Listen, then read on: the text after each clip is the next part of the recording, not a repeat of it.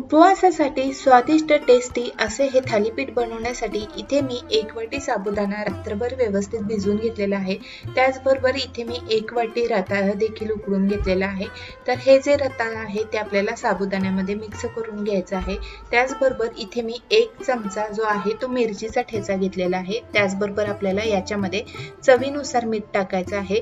त्याचबरोबर इथे मी 2 चमचे शेंगदाण्याचा कूट देखील घेतलेला आहे, तो देखील याच्यामध्ये मिक्स करून घेते। तसेच इथे आपल्याला जेवढं बसेल तेवढं म्हणजे साधारण मी इथे 1 वाटी दही घेतलेला आहे। तर हे दही देखील आपल्याला या मिश्रणामध्ये मिक्स करून घ्यायचं आहे। त्याच्यानंतर अशा पद्धतीने पिशवीच्या साहाय्याने आपल्याला हे थालीपीठ व्यवस्थित असं गोलाकार थापून घ्यायचं आहे। त्याच्यानंतर इथे मी तवा गरम करून घेतलेला आहे। तर तव्यावरती आपल्याला तेल लावून किंवा तूप लावून दोन्ही बाजूने हे थालीपीठ व्यवस्थित असं भाजून घ्यायचं आहे। तर असे हे गरमागरम थालीपीठ दह्यासोबत खाण्यासाठी तयार आहे।